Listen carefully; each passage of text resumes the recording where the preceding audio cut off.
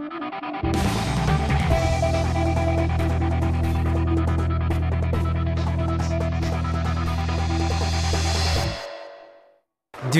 апреля на стрельбище спортивного клуба «Берген» состоялось республиканское лично-командное соревнование по компакт-спортингу на Кубок Мясного двора, который разыгрывается уже в 11-й раз. Стоит отметить, что это состязание стало официальным открытием нового сезона стрелкового спорта в нашей республике. Соревнования проходят по 7 группам – мастера спорта и кандидаты, спортсмены, имеющие первый и второй разряд, спортсмены с третьим разрядом и юниоры, группа женщины, ветераны и ветераны старше 80. В общей сложности принять участие на данном кубке приехало 37 спортсменов из разных районов. Среди них, конечно же, был действующий чемпион мира по компакт-спортингу Аял Макаров, который, как и ожидалось, в очередной раз завоевал звание сильнейшего стрелка. Тщательно готовились, подрастает сильное поколение молодых спортсменов, и становится очень тяжело выиграть. Но, невзирая ни на что, собрались и вот опять выиграл соревнование.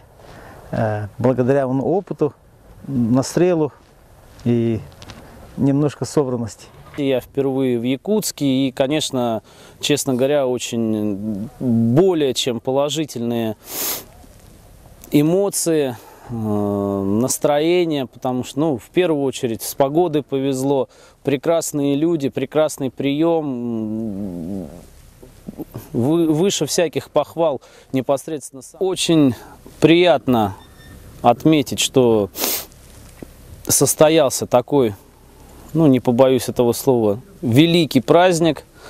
Соревнования прошли на очень высоком спортивном уровне, были показаны хорошие результаты. 19 апреля в спортивном зале УЛК номер 3 Северо-Восточного федерального университета имени Максима Кировича Амосова начался Кубок университета по мини-футболу. На данном соревновании участие принимало 18 сборных команд факультетов и институтов СВФУ. Турнир будет проходить следующим образом. Сначала в рамках группового этапа определятся сильнейшие 3 сборные, которые продолжат турнир по олимпийской системе. 20 апреля на стадионе «Юность» стартовало другое университетское соревнование «Футбольная лига СВФУ», организаторами и инициаторами которой являются сами студенты. Открытие данного первенства состояло из викторины на знания о футболе, состязания в технике и мастерстве и выставочного матча открытия между сборной СВФУ против сборной выпускников.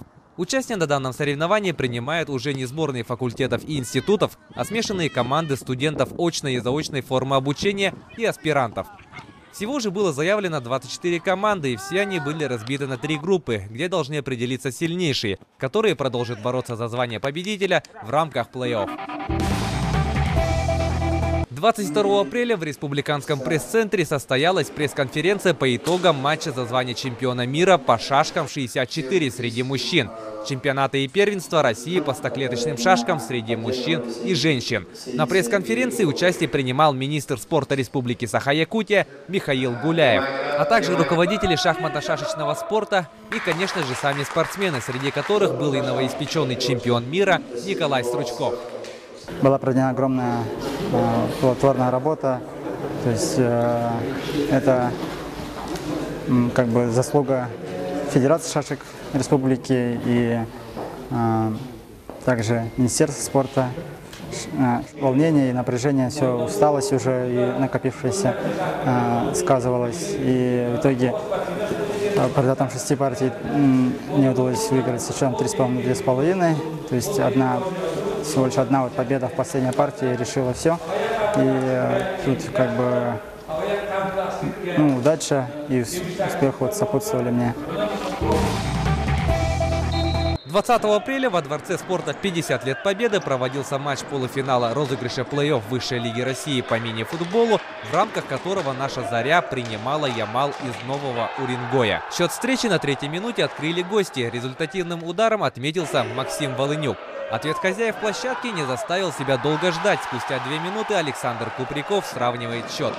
На 7-й минуте, благодаря расторопности Максима Истомина, Ямал вновь выходит вперед 2-1. Через некоторое время мастерски исполненный штрафной Антона Кусова снова восстанавливает баланс в счете. А за 5 минут до конца первой половины игры Александр Величко выводит «Зарю» вперед. А финальный счет встречи установил Дмитрий Посаженников. 4-2 – важнейшая победа «Зари» в первом матче полуфинала. Ответная игра пройдет 27 апреля в городе Новый Уренгой.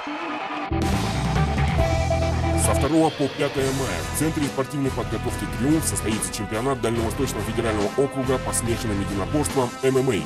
Программа чемпионата: 2 мая, день приезда, с 10 до 17:00, мандатная комиссия, с 17 до 19 часов взвешивания, с 19 до 20 часов заседание судейской коллегии. 3 мая, в 11:30 начало соревнований, в 14:00 торжественное открытие, в 16:00 полуфинальные бои. 4 мая, в 16:00 финальные бои, награждение, торжественное закрытие.